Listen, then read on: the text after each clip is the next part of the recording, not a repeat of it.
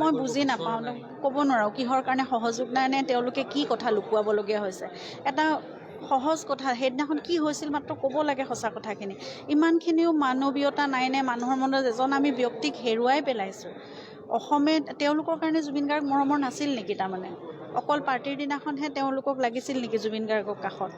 জুবিন গাৰ্গ হেৰাই গ'ল, কিন্তু তেওঁলোকে সেই এষাৰ কথা কৈ পেলাই যে কি হৈছিল সেইখিনি কথা কৈ তেওঁলোকে সহযোগ কৰা নাই।